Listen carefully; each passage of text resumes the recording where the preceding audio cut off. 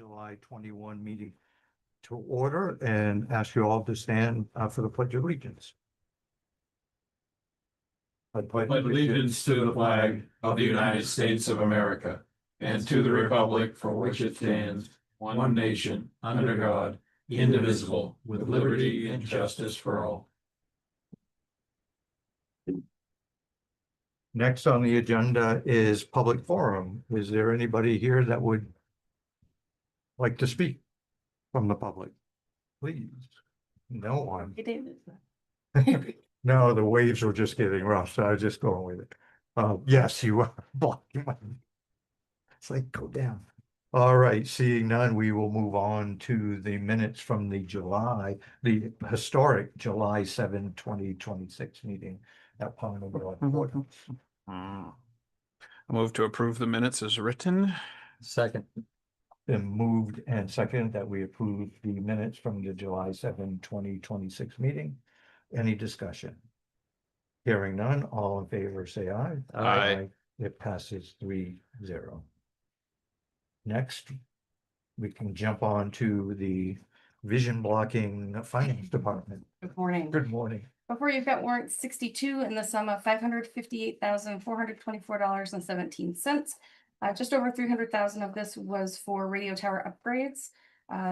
Other large purchases or expenses would be our main PERS and main start monthly payment, supplemental funding that we received for 2 bridges that have been passed through the county's general fund, and Fuss and O'Neill, which is a planning grant that is reimbursement. I move we approve warrant 62. Seconded. It's been moved and second that we approve warrant 62. Any discussion? I'm not sure you could answer this, but given the amount of the radio tower upgrades, can you just remind us what those upgrades were? Those are the tower upgrades to all of the sites to bring the law and fire channels up to date with similar equipment to the EMS channel that we had. So a few years back, we added the EMS channel with the newest technology, and now the law and fire are on that same technology. And you said all of the sites, we have 6 towers? They're 7. 7, okay. When does it go live? It went on. Nice. And how's it Exciting. doing? So Fine. good. Great. What it intended to do, I hope, but. The communication's a lot clearer now. Perfect. Any further discussion? Hearing none, all in favor of approving warrant 62, say aye. Aye. It passes 3-0. Moving on to warrant 64 in the sum of $440,048.56. 231,000 of this is to the Treasurer State of Maine for the monthly transfer tax for deeds. We also purchased a Durango and paid some annual contracts out of the Sheriff's Department. I move we approve accounts payable warrant 64. Second. It's been moved and second that we approve warrant 64. Any discussion? Hearing none, all in favor, say aye. Aye. It passes 3-0.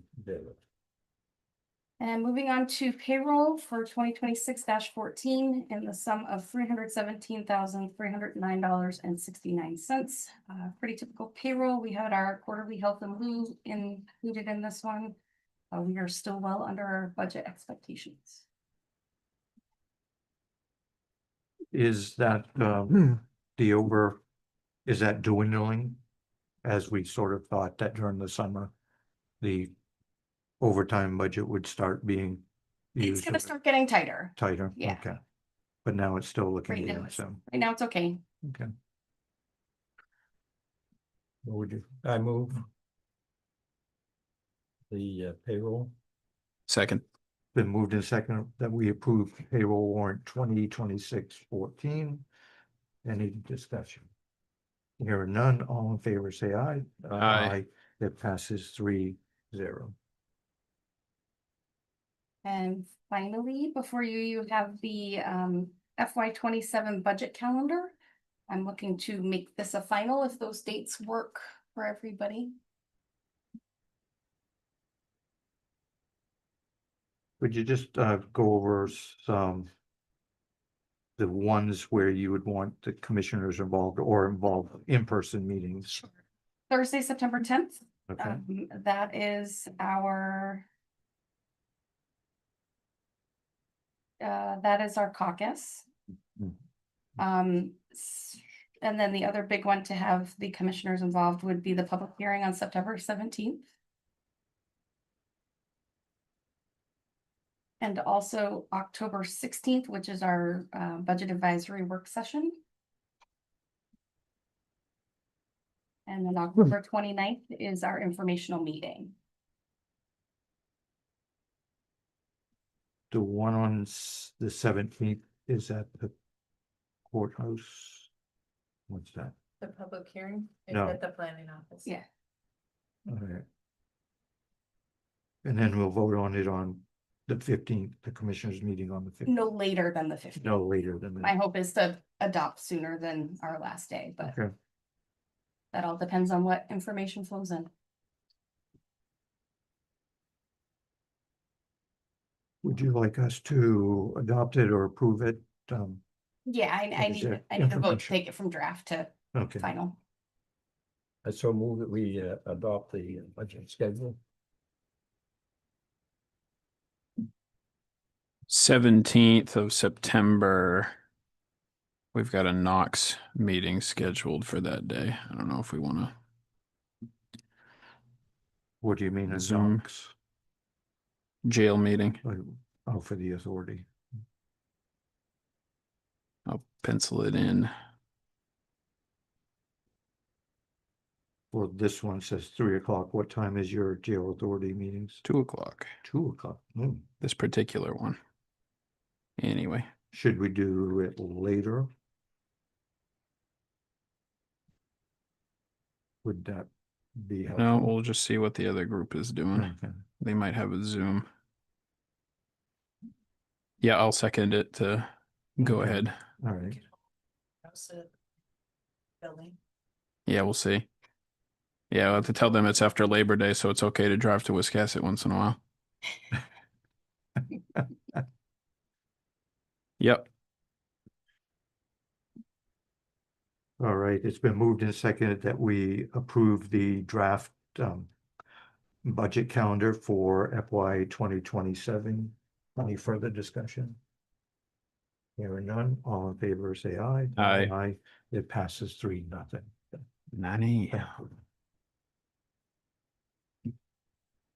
I'm glad we can afford pens now instead of quills, right? That adventure.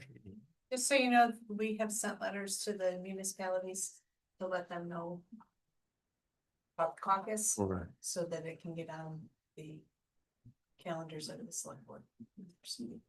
And I would encourage the commissioners to reach out as well, so hopefully that we get a good pool of folks here. To have people to be voted on.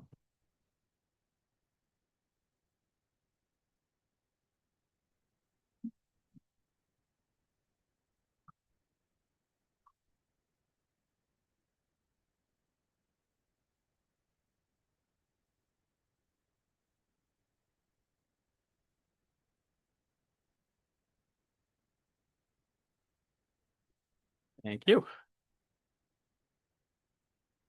Is that all for finance? All right. Now, Chair Department. Good morning. We'll make it stuff. Yeah. Mr. Chair, it looks like our count this morning out at Two Bridges is 134. We have 29. Saginaw has 13. Looks like 46 from Knox and 46 from Penobscot. They're neck and neck.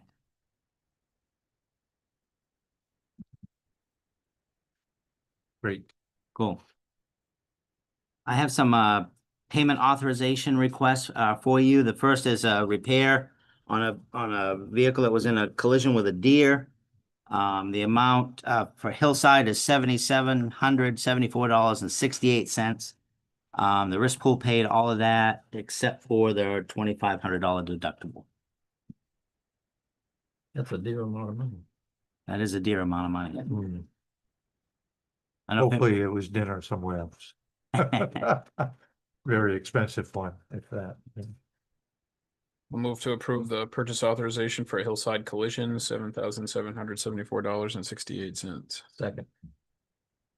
Been moved and seconded that we approve the payment of $7,774.68 to Hillside Collision Center.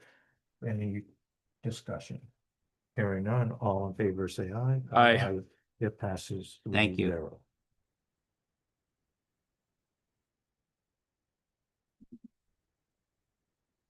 While you're signing that, I have another payment authorization request. This is for 3 more of our subscriptions to Motorola for our in-car cams and body cams in the amount of $10,704 even. That's a budgeted amount for us. Move to approve the purchase authorization to Motorola Solutions, $10,704. Second. Been moved and seconded that we approve the payment to Motorola Solutions of $10,704. Any discussion? The cameras going just forward on the vehicles, or they go forward and backward? So the front cam goes forward, and then there's a cam in the, oops, sorry. I'm not a good multitasker. Apologize. Yeah, and there's a cam that when we have a prisoner in the back, it covers the back seat, and then because the body cam goes where the deputy goes. And that's all on one system? All on one system, right? Okay. All shared in the cloud, and this is the upgrades for the system. This covers everything. It's, you know what I mean? The thing that we don't have control over, the chief and I were just talking about it, is we have a bunch of cameras, and Motorola bills us based on the date they were purchased. So we get a bill, and then we get another bill, and then we get another bill. I'm gonna reach out to them and see if there's a way that we could consolidate this, maybe. Not that we need that all at once, but it does get a little confusing even for us. We're tracking the cameras, trying to make sure that we're not, overpaying or duplicate, charges and things like that. And it's working out okay, but it's just the way that they do it, so. Right. Do they have a certain lifespan that you'd be switching them out, or could you sort of wait and at one time switch them all so that it gets it onto the? Yeah, so what we try to do is much like our cruisers. They're an expensive piece of equipment to purchase, right? So we try to rotate them through. So, I think we have some cameras that are 9-10 years old. I'm going from memory, so don't hold me to that. But as we purchase new cars, we're trying to cycle new, 2 or 3 or 4 new systems in each year in the budget, and keep that rotation going. So they're replaced out kind of on a rotation cycle, if you will, almost like a capital improvement plan, you know what I mean? Like we do with the cruisers. And that's the way we do it currently. Not that we Right, couldn't look at doing it differently, but and really if they're working okay, and the thing that gets us is not so much the functionality of the cameras so far, as much as it is the software and the cloud and the, and then the Motorola comes up with a new platform that upgrades the platform, and the old platform doesn't talk to the new platform. And, it's typical corporate America. You get a little more money. I Right. think that's why they're in business. So then you wouldn't rotate when you retire a cruiser, the cameras from that cruiser onto the new one? Oh yeah, we absolutely we will do. if we can. Okay. Yeah, absolutely. Yeah, as long as there's not any software problems If we it have, and works, we'll okay. continue to do that. Yeah, Okay. we won't get rid of them automatically if they're still functional and they're still able to talk to the, you know what I mean, and they're working, serving their need. Right. We'll keep those going as long as we can, until we run into those issues where we can't. And at that point, it's just obsolete. We've tried, Chief, you Gotcha. could talk a little bit more about that. We've tried to get rid of some of our surplus cameras and stuff. Through the as authorized by the board, and through the online auction place that we've used in the past. I don't think we've had very good luck. Yeah, it's like the body cameras, we've got the latest version of the body cameras, right? right, So, right. and then part of this subscription process, they literally replace those every 3 years. So that's good. It's the in-car systems. We're still running the newest model in-car system as we're trying to install into these newest cars, but we still have some of these older systems that are 8, 9, 10 years old.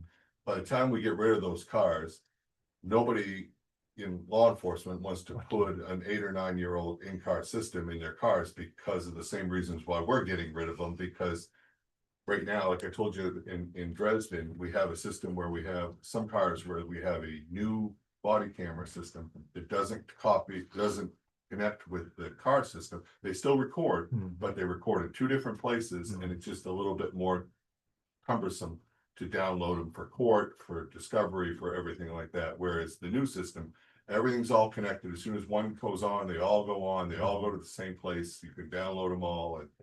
And so we're getting close. I want to tell you, I think in 2027, we're gonna have all the new in-car systems in the cars. And the body camera, and then things should settle for a period of time until, as the sheriff said, the technology changes, and then we're forced to make a decision. You know, this is year 3, so these are systems that we bought over 3 years ago, and we still have 2 more years on that system. It's probably one of the first group of systems we bought. So we just have to. We're just trying to keep the newer systems in the car. The body cameras are all good, and hopefully by 2027, I think we're going to be. So we don't have to buy any more new systems. But you'll still see these subscription costs come every year. So. Okay, great. Thank you for that. Any further discussion?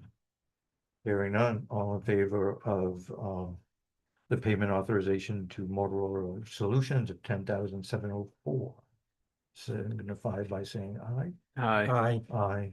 It passes 3-0. Thank you. You- The next item I have is purchase request. It's payment for I think this is the last vehicle in this year. There's one more coming. Still waiting for Dodge to build it. Okay, so we have one more ordered, but this is an unmarked car that will be used in CID. It's a Durango that we went through the bid process for. This is just the bill from Key in the amount of $39,126. Move to approve purchase authorization to Key Auto for $39,126. Second. Been moved and seconded that we approve the payment authorization to Key Auto for $39,126. Any discussion? Hearing none, all in favor, say aye. Aye. It passes 3-0. Thank you. The next item I have is I'd like to revisit the conversation I had with you 2 weeks ago at up to Pownellboro, where I said, geez, we're gonna put on hold our main drug enforcement contract, the new contract. That was on a Tuesday, beautiful day in Dresden in Old Pownellboro. And that following Friday, I got a call from Main Drug, who said that while the hiring freeze is still in effect, they've had another vacancy from the Mid-Coast office, and that has opened up a slot, and they've been authorized to hire. So they reached out and wanted to know if we were still willing and able to send somebody over. So I said, the commissioners have been supportive thus far. Send me a contract. We'll do what we do. We did an in-house selection process. I had two folks within the department express an interest. One was Sam Alexander, Deputy Alexander, one of our canine handlers. The other one was Sergeant Ron Rollins upstairs in CID. We went through the process and for a couple of different reasons. Ronnie came out on top I don't want to call it a promotional process, but really it's an appointment, an assignment process, that we go through informally. And I think the biggest thing is that for Sam, it'd be great. Either one of them make great drug enforcement officers. Sam's one of our canine handlers, and he wasn't ready to give up the dog. And we're certainly not ready to send the dog over to MDEA. It's an important part of our tool. So I look forward to Sam. Sam understands that, you know what I mean, where he was at, and Zeke remains his priority, and so Sammy's going to stay with us. So what I have before you is a 1-year contract. I'm asking for your authorization to accept this contract for Sergeant Ron Rollins to go over to Main Drug for 1 year. And then we'll talk about how things go from there. I'll bring the information back to the board and we can decide next year if that's something we want to continue. So this contract would be from, it's retroactive back to July 1st, which was their choice, not ours. And through 6/30 of 2027 through June 30th of next year. It would be full reimbursement for Sergeant Rollins, as I said before, in the amount of $189,755.33. That covers his wages, his benefits, et cetera, through the county. That will do a number of things. As you know, if we approve this contract, right, that will create a vacancy in CID, a sergeant's position, which we'll be looking to fill. We'll be looking to backfill that, which assuming that somebody in patrol is interested, we would be looking to backfill that patrol position if we move somebody upstairs, all of which would be temporary based on this assignment. And what we've done in the past, what I would recommend if we move down that process is to have a written agreement with the union signed by everybody that will advertise it as a temporary position when the time comes, and we'll backfill it as a temporary position.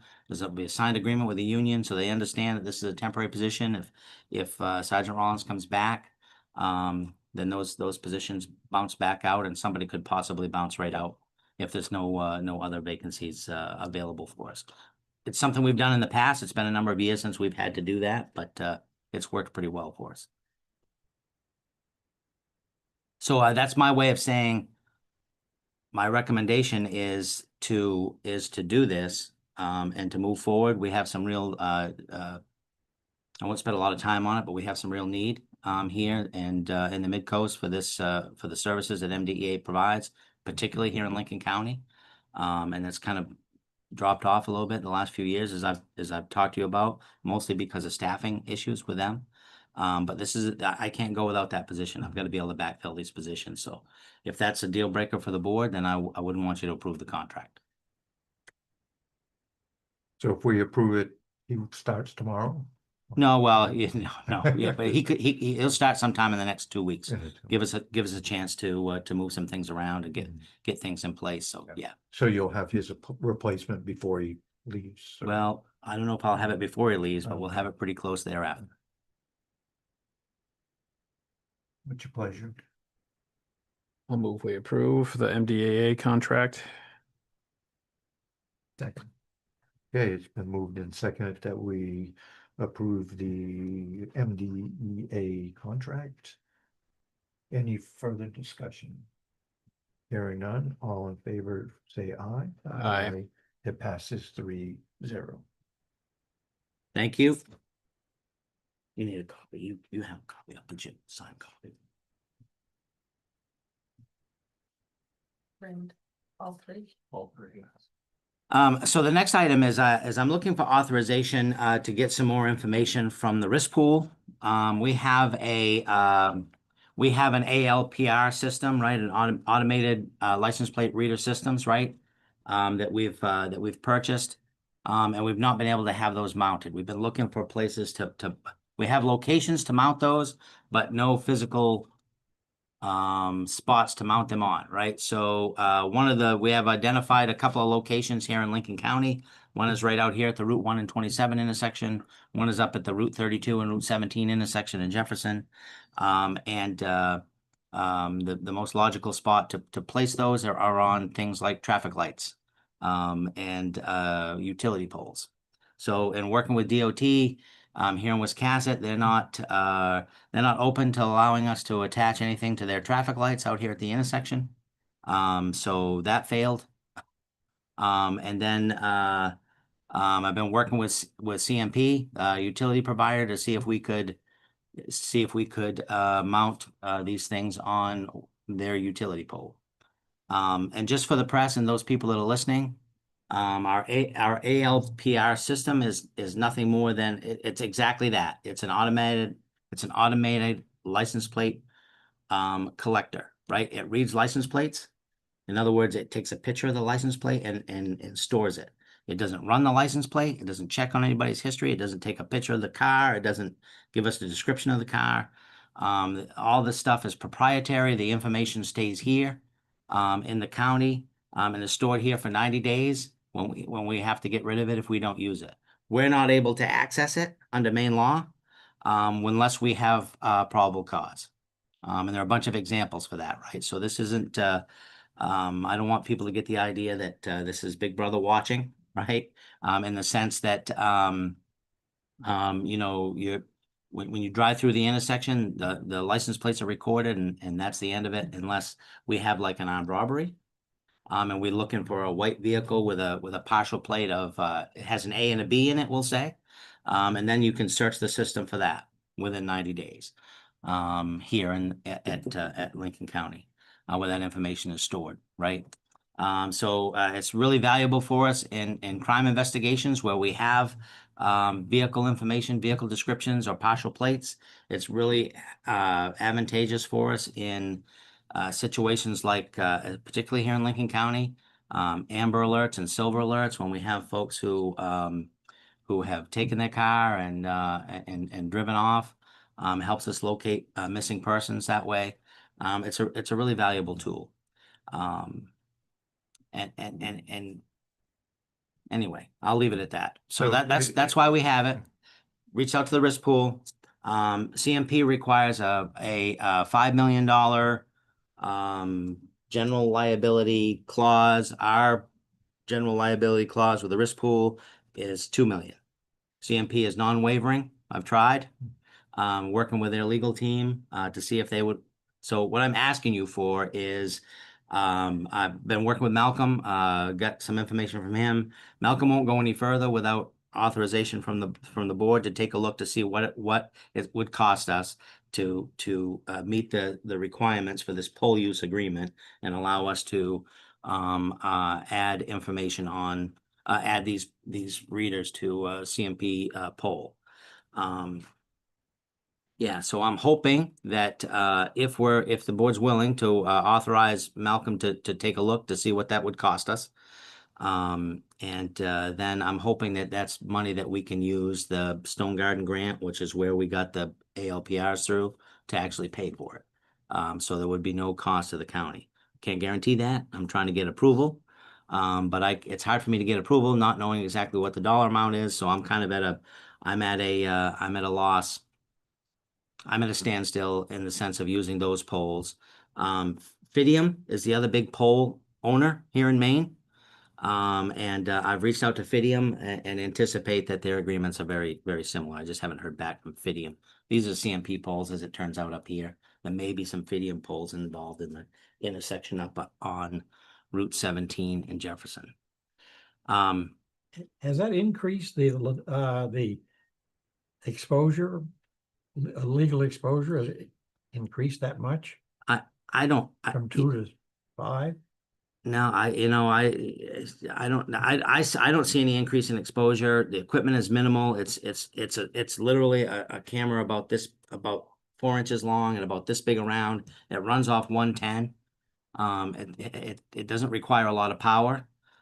Which is It's just a, yeah. So no, at CMP is just that's their standard.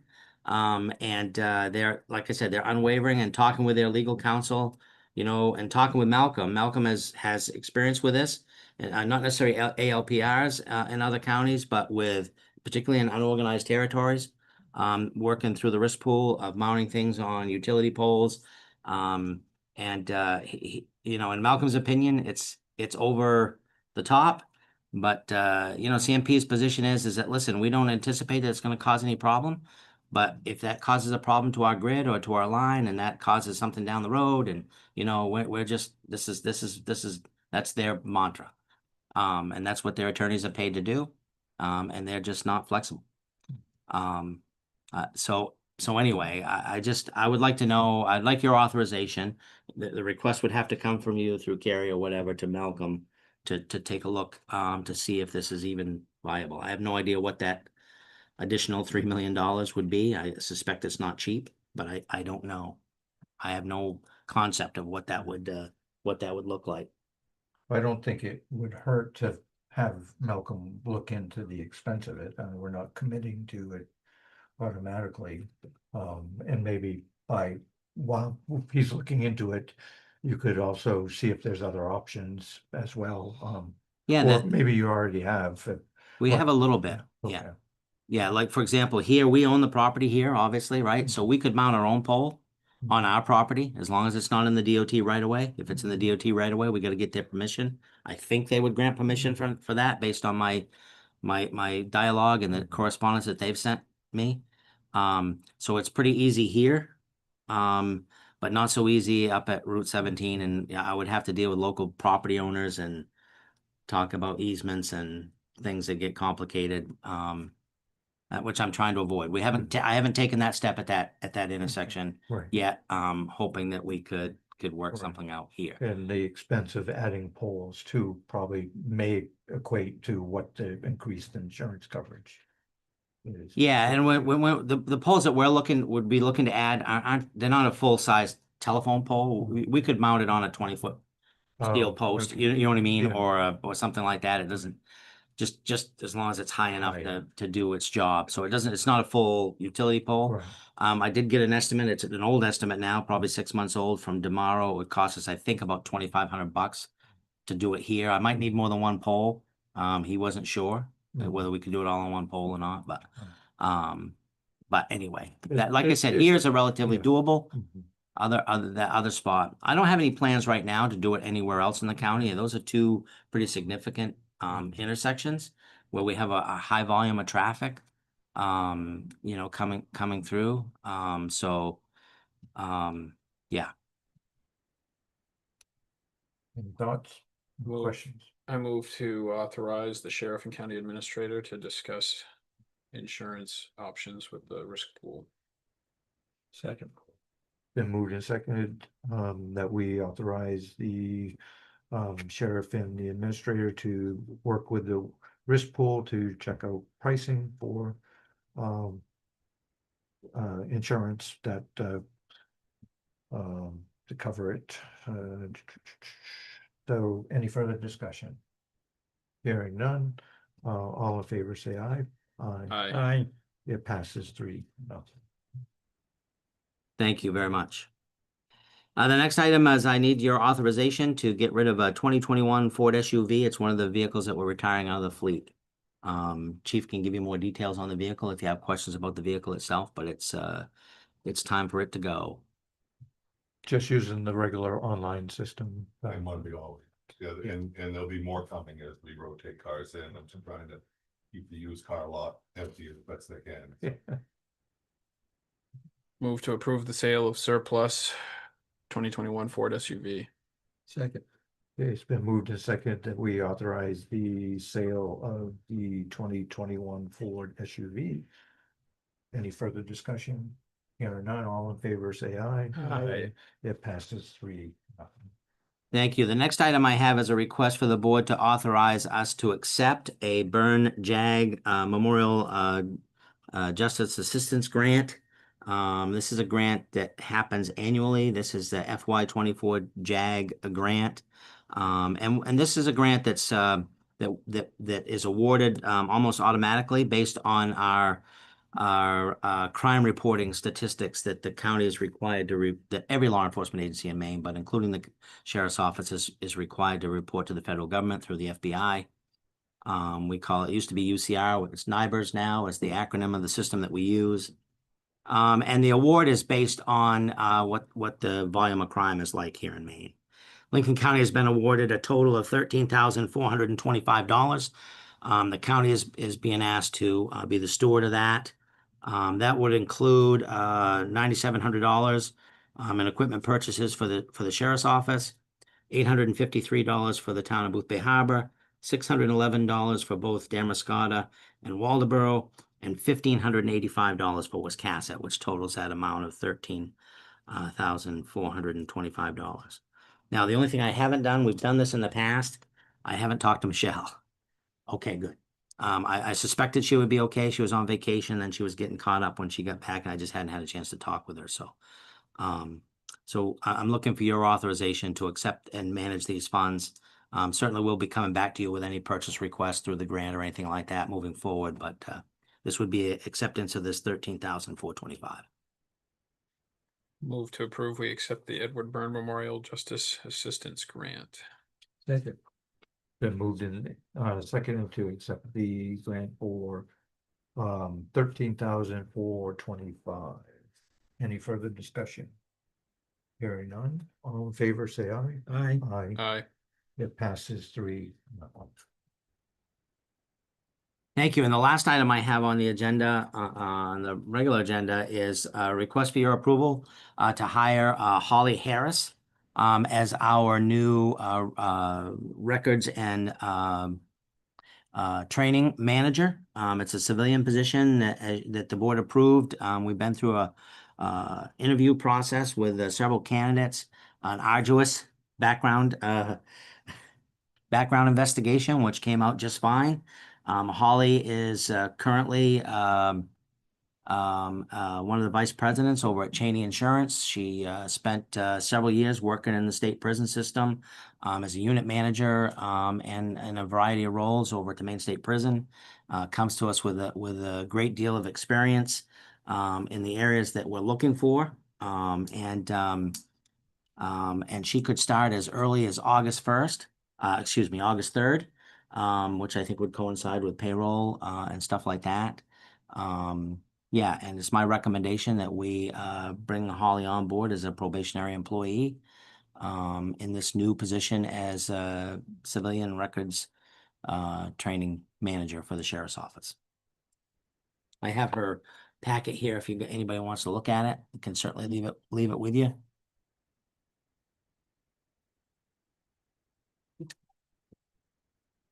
Holly lives in Nobleboro with her husband, who's still I think he's a captain at the prison. At the state prison. At the state prison, yeah. In Warren. She had to submit all this as part of the process. She did. Wow. Yeah, A lot of vetting. a lot of vetting. I moved that we approve the hiring authorization of Holly Harris for the records and training manager position. Second. Been moved and seconded that we accept the or give hiring authorization for Holly Harris for the records and training manager. Any further discussion?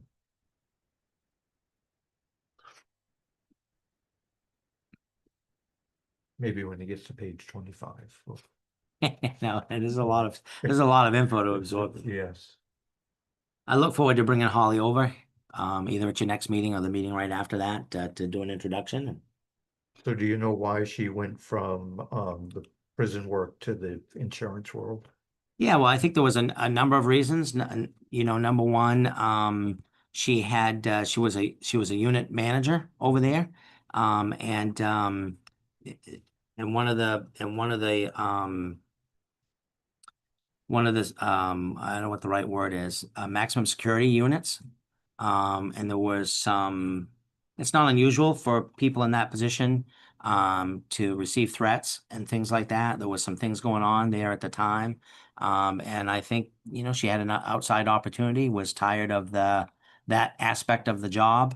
And I think that was ultimately her personal decision was maybe it's time for a different venue, a different career path. So that's what it looks like. Yes. Okay. And now another change from insurance to. Yeah, I think Local law I think enforcement. it was really she's a neat lady.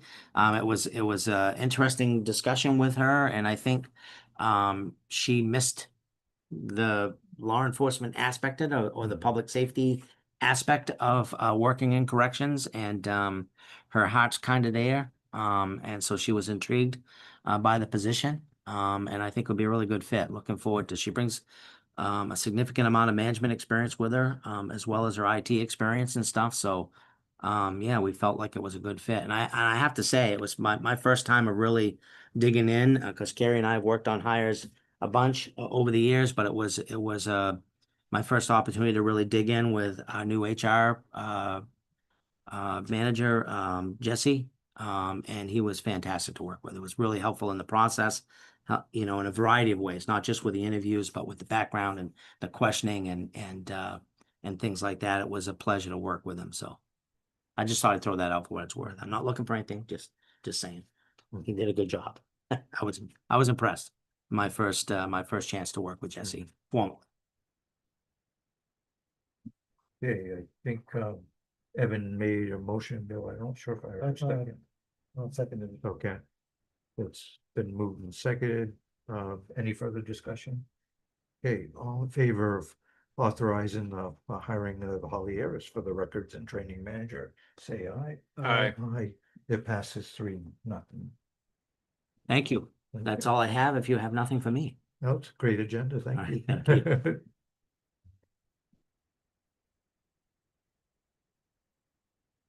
All right. Now we're on to EMA. Thought I saw Emily there. There she is. Good morning. Right, good morning. Can I take this? Yes. So we went through the process of funding with FEMA and MEMA grants. Last year, I'll remind you that we did not apply for EMPG money. The terms and conditions were prohibitive at the time. They've since changed as a result of the federal lawsuits that were ruled in our favor. And we have an opportunity to apply for EMPG funding. We also have an opportunity to apply for Homeland Security grant funding. And Emily and I have worked through the process of the EMPG. And to give you context to the acronym, it's Emergency Management Performance Grant. We typically use those funds to offset wages of the department team members. So because we didn't apply for those funds in full, and they're now available, and we've applied the second time around, there's an opportunity for us to add funds to our budgeted revenue. And we've also identified a need in the department for a new vehicle. So what Emily and I have talked through and want to propose to you today is an opportunity we'd like to have to solicit bids for a new EMA vehicle. The truck that Emily has currently is nearing the end of its life, and we've identified some different needs of the department as far as the type of vehicle. She currently has a full-size pickup and would like to go to more of an enclosed vehicle like a large SUV or something of that nature that could still tow all the equipment and trailers and that the department has. So in order to pay for this, we need to have funding, obviously. And this opportunity to use grant funds for our salaries will give us the ability to increase the expense for the department, but also increase the revenue for the department. So we're going to be able to offset the cost of this vehicle with some grant funding. We'll bring to you a budget proposal for that change probably at the next meeting, because we'll need to capture that in the budget. But for today, we're just asking permission to solicit bids for a new vehicle. We can accept them or decline them at your pleasure at the next meeting or the following meeting, depending on the due date on the bids. But we'd like to start exploring a new vehicle, and hopefully we can get it with some minimal effect on the department budget. Was that clear as mud? Sort of. Kind of went around the barn with that. Yeah. You want to solicit bids, Yes, we would like permission to solicit bids for a new vehicle. not a If- purchase out through. If bid. we don't do this now, we would anticipate including it in the 27 department budget. The vehicle is near the end of its life, so we need to come up with a plan for that vehicle, Right. one way or the other. And this seems to have the least impact on the overall county budget, Mhm. if we could do it this way. Now, I've heard a little bit about the current vehicle. Maybe you can sort of tell the other commissioners about your experience with it. Yeah, it's a 2020 Dodge Ram pickup. I don't remember the backstory on it, but we got it. And it needs some work to be feasible. The biggest thing is the front end differential is at its very end. And this winter I would not have four-wheel drive with the pickup, which is something in our job that we absolutely need to have. We go out to disaster zones. We are out in the middle of everybody's worst day. So having a vehicle that's feasible to meet that need, is what we need for the department. It's got, I think, just over 103,000 miles, and so it's really put in its time in the last 6 years. It does not have four-wheel drive, you said. It will not have 4-wheel drive. It's supposed to. It's supposed to, It needs but repairs. there's a chance that the next time that I put it into 4-wheel drive, I will completely lose it altogether. It also, before my time, has had some work put into it that has actually damaged the vehicle, including antenna installs being done somewhere other than our radio vendor, and there was a lot of water damage done to the electrical system in it. It's all been fixed for now, but the impact down the road, it's still leaking,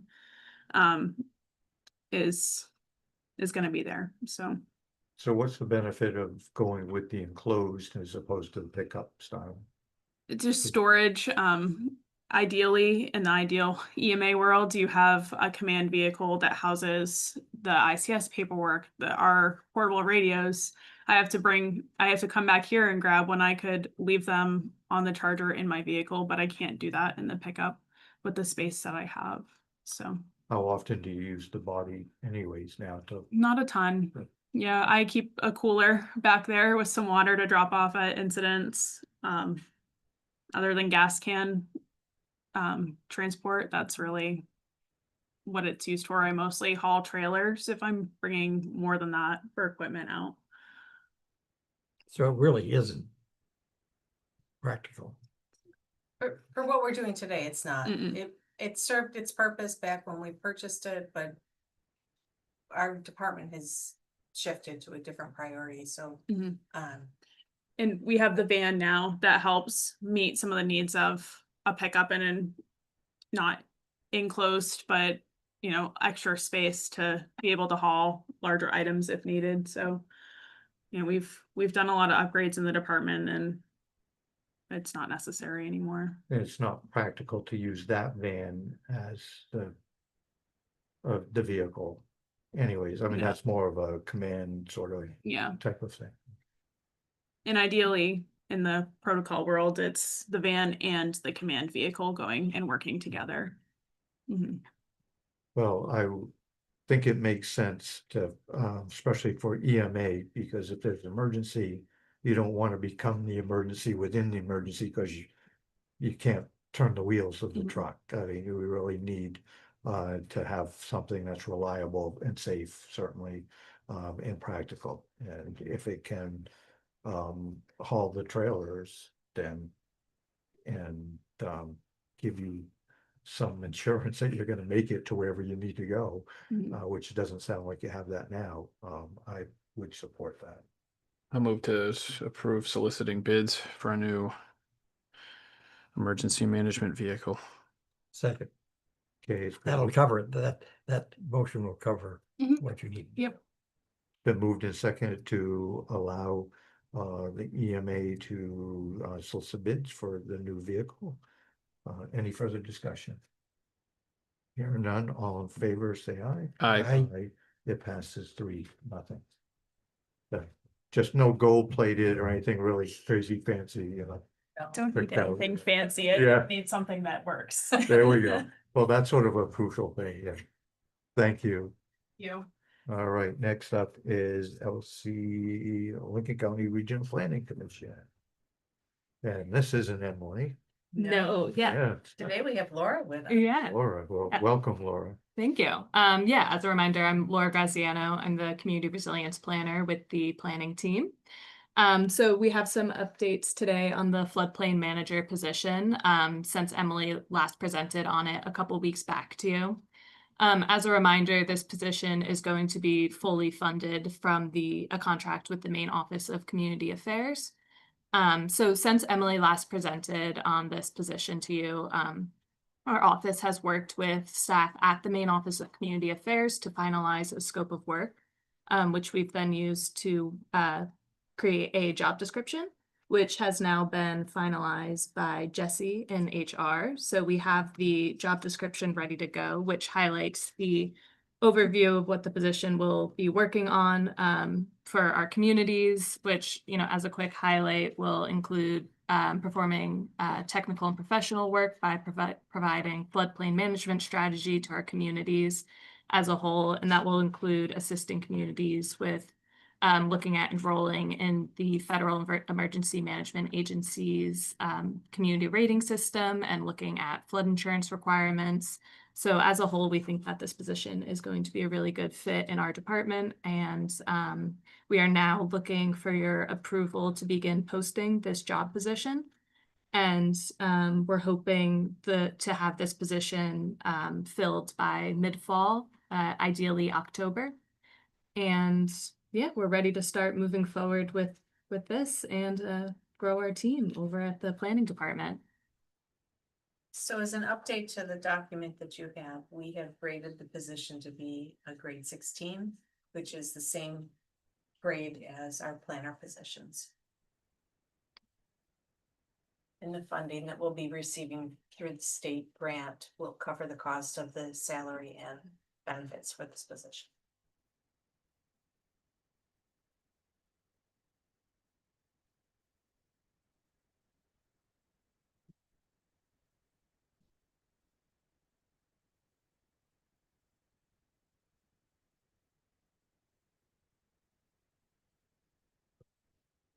A motion to approve the job description as described.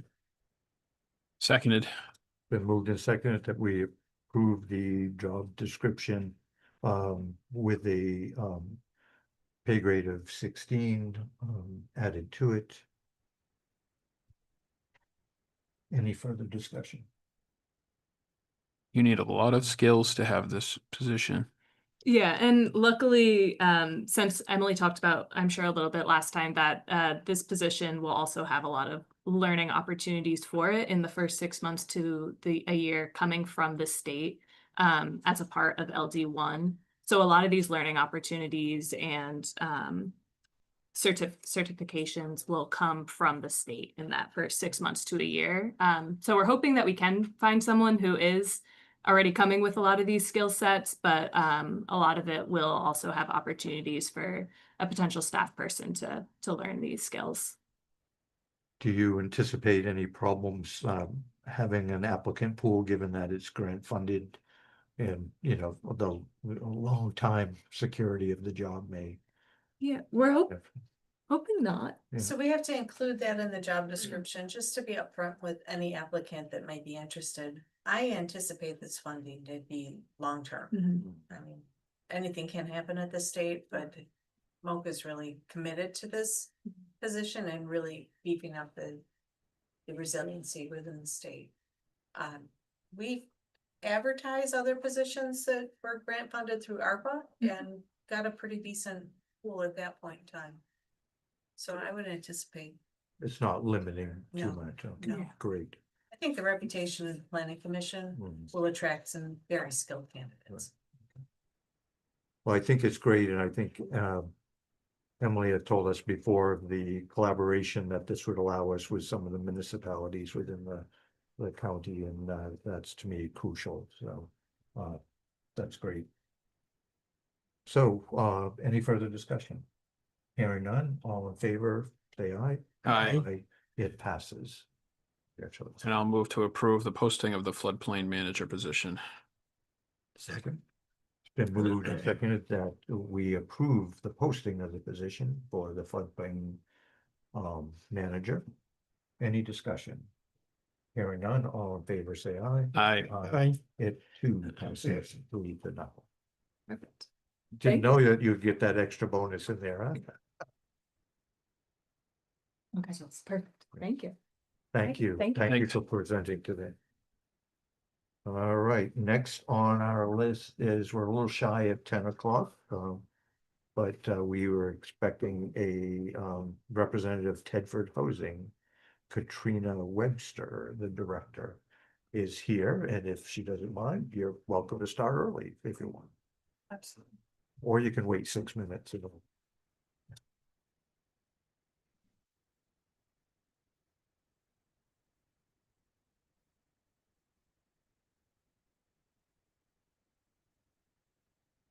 Thank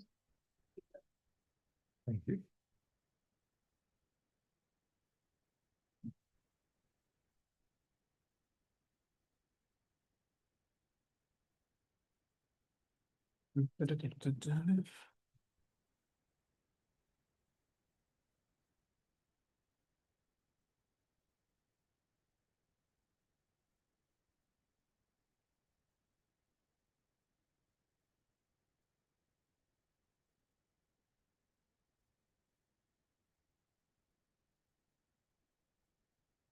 Thank you so much for having me and the lovely introduction. My name is Katrina Webster and I'm the Director of Development at Tedford Housing.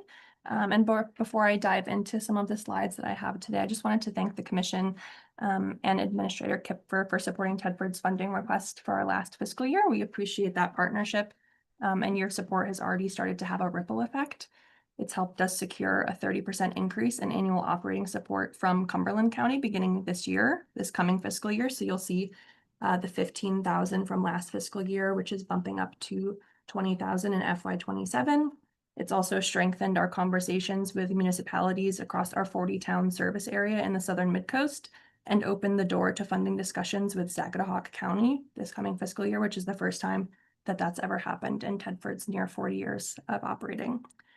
And we don't take that support for granted. We're so grateful to have Lincoln County as a partner in ensuring that our region has a coordinated response to homelessness for the benefit of all of our neighbors. And then on slide 3, just to briefly revisit how last year's funding request was developed, we looked at 2 factors. First, the share of our service area's population that lives in each county, and then the share of Tedford services used by residents of each county. And we averaged those 2 figures to determine each county's proportionate request.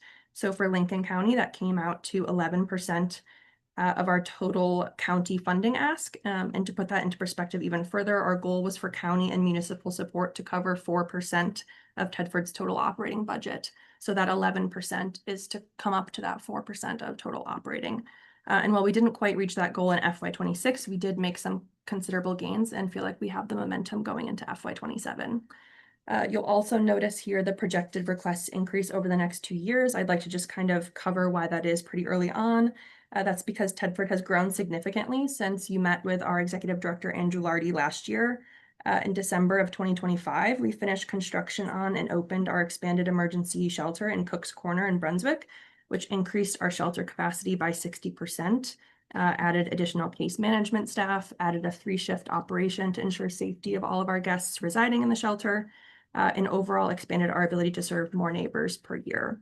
And so as our operating budget grows to support those services and our core programs, our future funding projections at the municipal level grow as well. And then before we dive into Tedford's recent impact in Lincoln County and what that funding made possible, I just wanted to really briefly recap our core program so we can kind of outline where the impact was happening. So Tedford operates an emergency shelter in Brunswick for adults and for families. In this most recent expansion, like I said, it increased by 60%. So we went from having 16 adult beds to 24 now, and 6 private family units to 10 units. And across those 10 units, we're serving in between 40 and 50 individuals, including caregivers with children.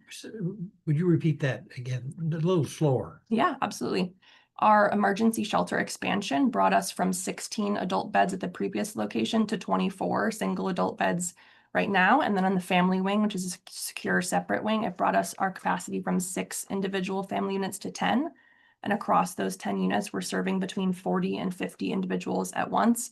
The average is 3 kids per unit, but we see families with between 2 and 7 children in those private units. On this, you have the 3 columns there. Will you just, very briefly, what each column represent? The program columns? What's my share? Oh, Catchment population, use share, and median ask share. Is that what you're asking, Bill? Yes. yep. So that's how we came up with the average. So with the catchment population shares, we serve individuals across 4 counties. So you'll see those there. And Lincoln County residents by population make up 50% of the service area, but 6% of those who are using Tedford services per year in the past 3 years. And so we asked for the median of that. That's the 11%. So it's an average of how many folks are in Lincoln County versus the use share of who's using Tedford Where do you think programs. that share? Correct. Thank you. course. And then we also have homelessness prevention services, which is we'll see soon here. That's how we're serving the most Lincoln County folks. Homelessness prevention is often housing navigation, it's rental and security deposit assistance. It's essentially trying to prevent evictions before they occur. We know that it's a more cost-effective strategy than housing someone in an emergency shelter. And then to recap just this program overview, we also have permanent supportive housing units that are for folks who've previously experienced homelessness and have ongoing disability. So they have the benefit of an on-site case manager. And then you'll also see some data about our winter warming center. For the last 2 years, Tedford has been operating Brunswick's winter warming center, which is a low barrier setting for folks just coming out of the cold, have a warm meal and sleep overnight. It's open 12 hours. And so that was the past 2 years we've been serving folks that way as well. Can you, on the impact chart, maybe that's what you're gonna get to next. Yep. A lot of it seems heavy with the housing support. Can you be more specific on the types of the housing support that? Absolutely. Provided? Yep. So as we jump into what Tedford's work has looked like for Lincoln County residents, this slide specifically is a 3-year look back showing the towns in which we've served at least one resident through one or more of our core programs. And I'll get even more specific in that. In the last year since funding from Lincoln County began, we've provided rental or security deposit assistance to 13 Lincoln County households with 21 household members in those 13 households. We've served 1 family with children and 3 adults in our emergency shelters in the past year. And those guests came from 6 different Lincoln County towns. And then here, I'm gonna, I think, hopefully answer your question about housing support. Beyond direct services, our outreach and prevention coordinator, Kimberly, provides housing navigation at the Ecumenical Food Pantry in Newcastle bi-weekly. And in this most recent fiscal year since funding, she's worked with roughly 200 households there, helping people understand their options before a housing crisis becomes an emergency. So many of those are housing navigation can look like locating an affordable rental if someone feels like they're at risk of eviction, if they're couch surfing or staying with family and that option is no longer available, how can they work with landlords within Lincoln County who maybe are willing to look past a complicated rental history. It can be navigating benefits. So housing support it's pretty broad. Yeah. So mostly it's the navigation Correct. support, basically, related to housing. Correct. And that's kind of broken into 2 umbrellas. A lot of the folks who are getting rental and security deposit assistance, like direct financial assistance, are also working with our case manager and getting that housing navigation. So upon getting the financial assistance that's given directly to a landlord, those folks are often having housing navigation appointments for 6 months with our coordinator following, just to make sure that they're sustainably maintaining their housing. So the ones in the first column that says rent security deposit are also counted in the housing support. Correct. If they choose to have follow-up case management, which the majority do. And then I'd like to just point out, there's one note about the warming center. You'll notice that there's very little data in that column, and that's true across the 4 counties that we serve. It's a low barrier setting. Many guests choose not to share their town of origin, and actually many of them have not had a permanent address in some years. At the warming center specifically, we're seeing a lot of chronic homelessness, folks who've been without a permanent address for several years. So that's a lot harder to quantify. But anecdotally, I have, and our staff have met people from towns like Wiscasset and Damascotta specifically who tell us that they've been sleeping in broken down vehicles and traveled to Brunswick, been towed to Brunswick, and end up utilizing the warming center there and staying for a period of the winter, and then end up coming back in the spring when that program picks up. They stay all winter, you said? Many of them do. If they don't have transportation, getting from Brunswick back up to Lincoln County is extremely difficult. Yeah. And then I'll move on to slide 6 here. This slide puts a value on the services that I've just talked about over that 3-year period. And one thing that we've seen over the past years is that people are spending a lot longer in emergency shelter than they used to, especially post-COVID. Housing vouchers have been paused at times. Affordable rentals along Maine's coast certainly remain scarce, and a lot of barriers like prior evictions or extremely limited income make securing housing a lot more difficult.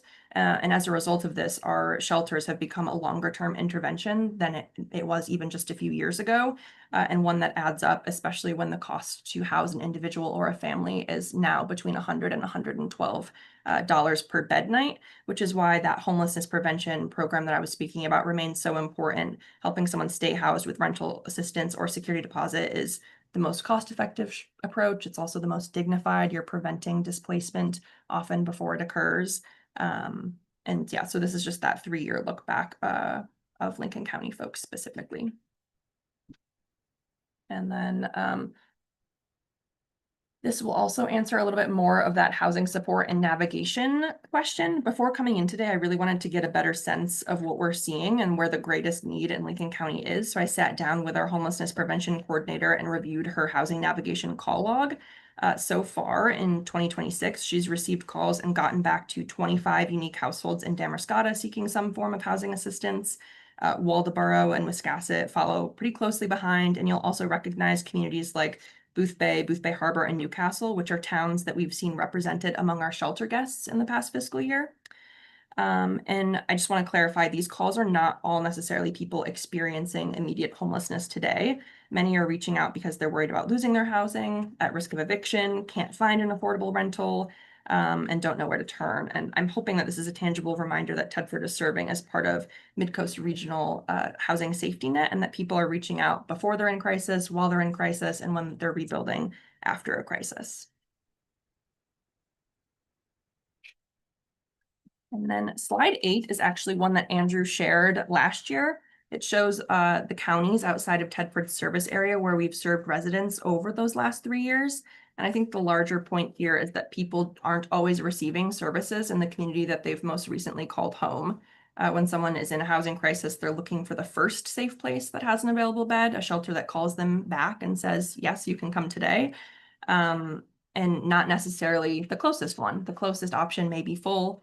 And we were able to look at this statewide shelter data for the year of 2025, and excluding domestic violence shelters, which use a separate system. Those data show that Lincoln County residents access state-funded emergency shelters in 5 different counties for that year.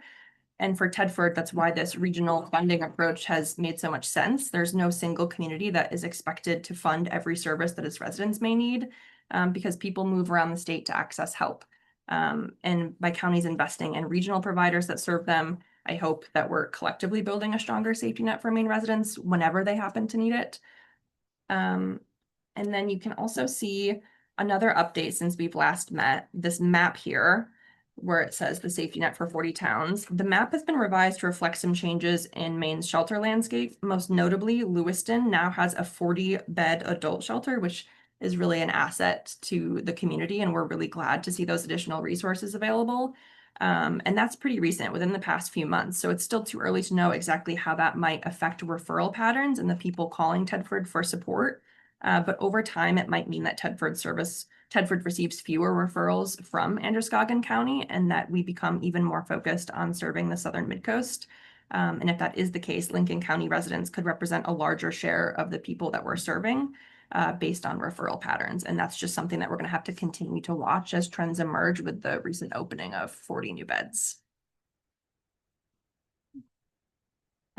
This next funding stack chart here, this compares the size of each of our core programs and how they're funded. The biggest change is an exciting one, and it's about our homelessness prevention program that we've talked a fair bit about. It's the most cost-effective intervention. And in a typical year, Tedford has about $50,000 available for direct rental assistance. That's giving people, their landlords, past due rent or a security deposit to get them safely housed and avoid shelter. But thanks to a one-time grant that we applied for and were awarded this year, we have an additional $200,000 over the next 9 months to disperse, specifically for back rent assistance. And that means that we get to say yes to a lot more households who are calling, or rather Kimberly gets to say yes to a lot more households that are facing eviction and keep them housed and out of the shelter. And then at the same time, you'll see our emergency shelters remain the most resource intensive and costly program. It's grown even more so with our recent expansion into our new building in Cook's Corner. And even with new state funding and increased support from municipalities, there's still $1 million or just over $1 million that has to be raised annually from individuals, from businesses, from private foundations, and other community partners to sustain those core programs that I've outlined. And I think I'll close by just emphasizing that the households that Tedford serves are also the people who keep our communities going. In Lincoln County, they're working in our favorite restaurants, they're helping care for older adults, they're stocking grocery shelves, cleaning hotel rooms, performing childcare duties right here in Lincoln County. And for many of those households, our outreach coordinator is seeing that there is even less of a cushion in Lincoln County. They're living on incredibly tight margins where one paycheck, one missed paycheck, an unexpected medical bill, reduction in benefits like SNAP, or a rental increase can really destabilize someone's housing security within a matter of weeks. And looking ahead, we're anticipating additional pressure from those SNAP reductions, changes to Medicaid, and continued uncertainty around some HUD funding. And those changes don't happen in isolation. They land on families here who are already as stretched as far as they can be. And that means that the need for organizations like Tedford and others in the shelter network across the state, strong local partnerships like the one we have here with Lincoln County, we're hopeful to grow, and we're committed to continuing to show up for Lincoln County residents. We know that when our neighbors here are losing housing, it really affects the health and the resilience of the entire community. And I'm happy to take questions at any point. I'll just end with a thank you, and I hope you all enjoy this last photo. Tedford had the opportunity for the first time last year to march with our shelter guests, some staff, some volunteers in Pumpkin Fest, and to table and give resources to Lincoln County residents there, which we're really hopeful that even folks as far north as Waldoboro and Noblesboro are aware that Tedford does exist as their resource. So it's just part of a larger approach of showing people in need that we are part of that safety net. Thank you.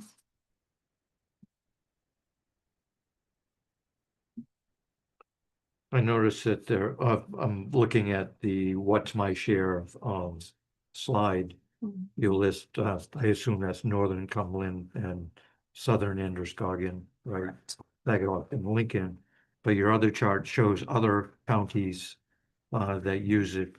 Are have any of those folks helped fund the shelter at all? They have not.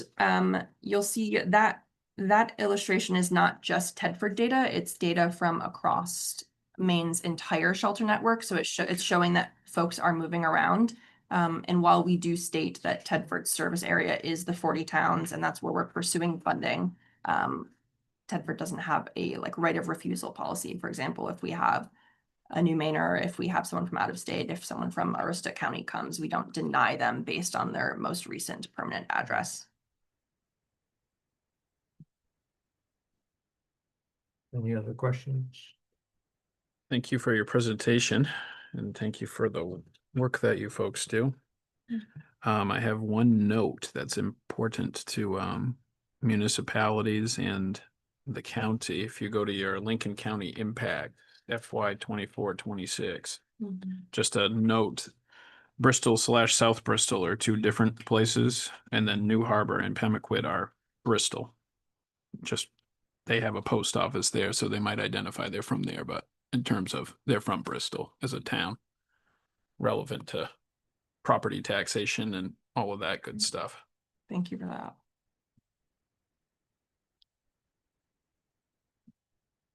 A lot of good data. Thank you. Thank you.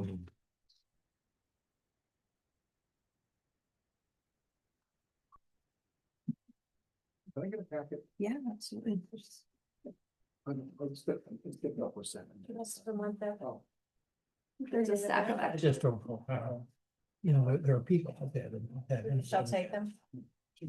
Where do they go? Bill, shelter. So she's got extra. Thank you. So much. Thank you. They stay all winter. Thank you, Yes. Michelle.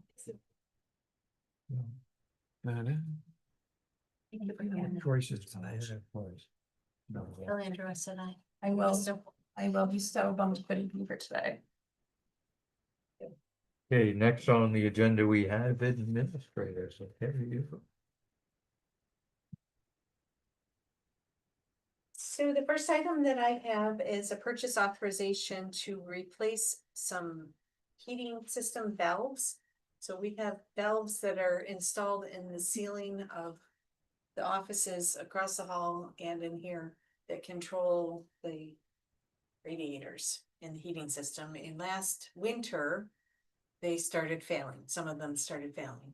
So we were unable to isolate them from the rest of the system because there aren't proper shut-off valves in the line that we could shut them off and do work on them to replace the failed valves. So we went all winter with limited heating in some areas, and we're trying to replace those valves while it's still warm out. So I have a proposal from Siemens, who is our contracted vendor for our heating system, and that is to replace. Let's see, there's 6 valves that are being replaced plus 2 shut-off valves. It would require us to completely shut down our heating system and the boiler system so that they could drain it, cut out the old valves, install the new valves, put 2 new shut-offs, and reactivate the system. The total amount of that entire project is $13,699. And I asked Siemens at what point would we be able to have this work done? And they said, as soon as you approve it, they'll get the parts ordered, and they would expect that to be within a couple weeks. So these are 6 valves somewhere here. They're in the ceilings. There's 4 valves on that side of the hallway, and then the other 2 are in the ceiling here. And they're all attached to this radiator and the various radiators in this hallway. So Those 6 valves. Yep. Would improve the distribution of, in case something happened to one area. So what happens right now is the valves are so old and corroded that we can't get the liquid from the boiler into the radiators to get the areas to be heated. So they can't adjust the flow of the fluid through the valves, because if they try to put a wrench on them, it's going to break the stems in the valves. So the valve replacement will allow us to control that flow. And then the shut-off valves will allow us to isolate the system, isolate these valves from the rest of the system in the building. So if they need future work, those shut-off valves can be turned and they can do the work they need to. Is this for just a section of the courthouse? It's just for this wing. Just this this hallway wing? here. Yep. Anything from that hallway beyond, the valves are functioning properly. It's the newer section of the building, That- so, This is just so, because it's so darn old. right. They're at the point where they're afraid to touch the valves because they don't want the stem to break. Because then we can have a flood, That happens with age. and we don't. have a Yeah, flood. for up above us, which I don't want to get wet. Right. Yeah, well, by any means. And it Move. could be hot water. I'll move to approve the purchase authorization for the heating system valve replacements, $13,699. Second.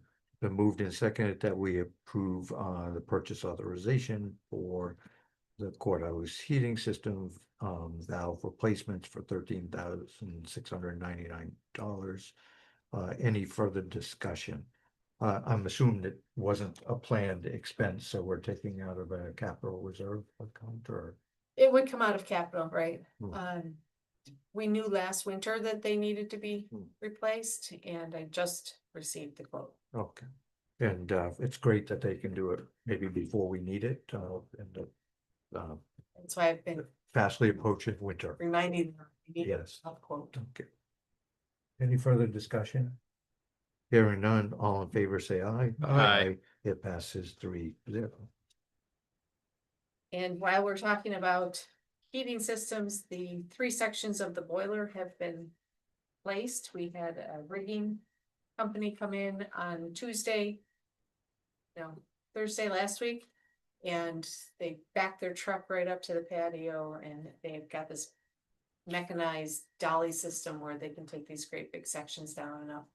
And by 8:30 in the morning, they were completely in place, and then the techs from Siemens did all the installation on it. So it's just about complete. I know that there's a little bit of testing that needs to happen, but most of that repair for the boiler is, And all of that was covered by River Pool. that's a risk pool claim. Yeah, that's We have great. boiler coverage. Perfect. So the next agenda item is a draft policy. I'd like to have permission to table that. It needs a little bit more vetting. This is a language access plan. Just to give you a background, we have a contract through the planning office with the Department of Transportation. The language access plan is a Title VI requirement from DOT that we've been putting off for quite a while, and I'm finally to the point where it's time to get this in place. It's a very basic plan that addresses folks that may come to our offices that don't speak English, don't read English, have translation needs that we should be able to address. And we do that already, but this plan will just formalize that for that grant process. So I should have that ready for the next meeting.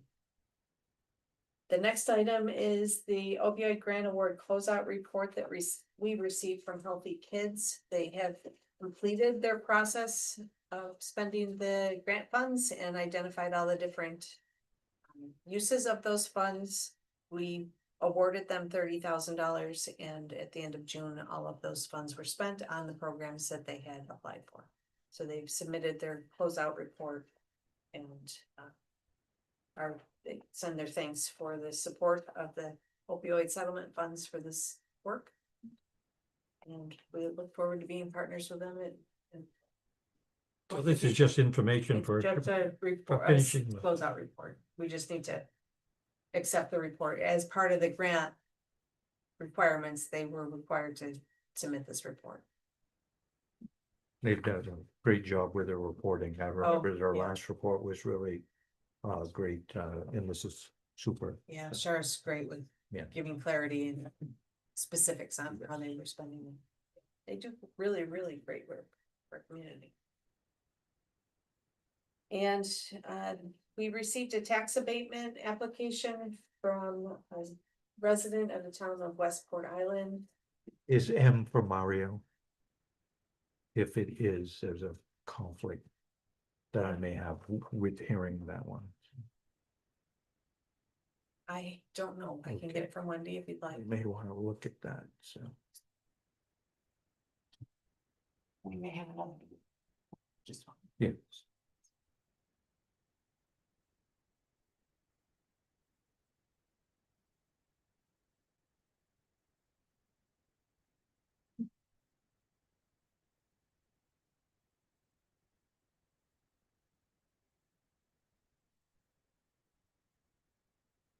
Yeah, so I would probably not have to hear that.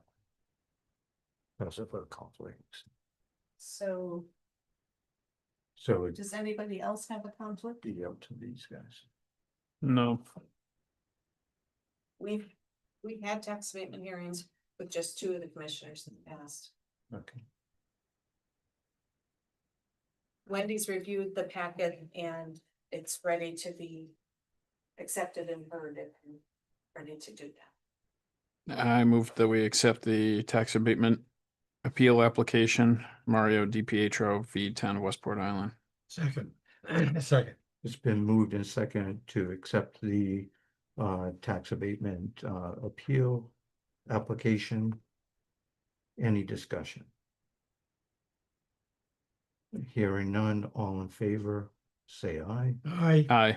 and I will officially abstain.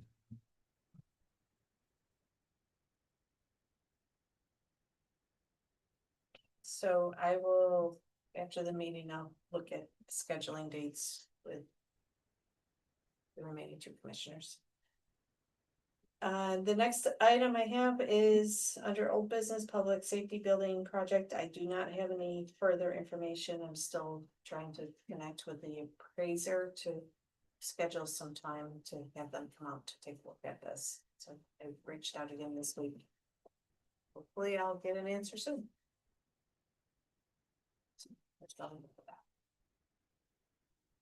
Commissioner update is next. Evan, you have anything? There is a Lincoln County Regional Planning Commission meeting on July 28th. That's an executive committee meeting at 6 o'clock. I don't have anything else to report. We did get quite a few positive responses from hosting the meeting at Brattleboro Courthouse. So people were happy that we did something in recognition of the semi-quincentennial.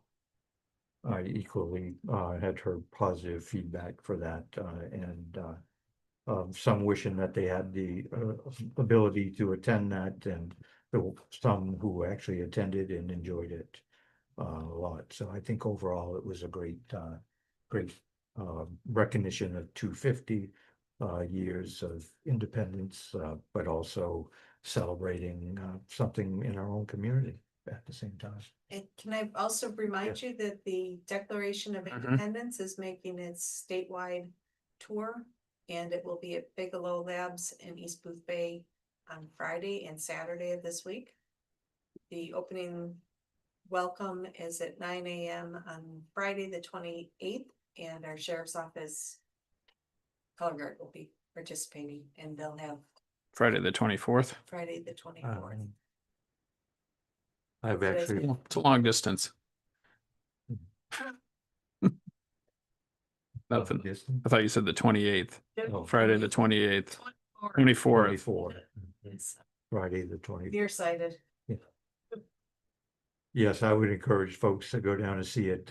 You do, there's an online system there you can reserve a time. I've scheduled to be there on Saturday morning, I think at 9:30, so I'm anxious to Awesome. take a You look. need to have a ticket or a reservation, but it's no. Free to attend. Right, free to attend. And have anybody heard of how well it did at the Maine Maritime Museum? That was the first I one. think quite a few people went They were heard. yeah, Anecdotally, yeah, quite a few people great. were visiting. Well, hopefully a lot of folks get to see that little piece of history. That's out there. Very cool. Yes. I think so. I would just let you know that I did attend the risk pool and the MCCA meeting that we had. Was actually held in York County at their new training, public safety training facility. Brand new, not too worn down yet, but it was good to go down and see that in York County, which was actually in Elford, I think, was the town I was in. So not too far from the old courthouse either, so. Bill, you have anything? No. Okay. So that comes to the end of the agenda, except for executive session. I'll move to enter executive session pursuant to 1 MRSA 4056A for a discussion of personnel. Second. Been moved and seconded that we go into executive session for discussion of personnel under 1 MRSA 4056A. All in favor, say aye. Aye. Aye. I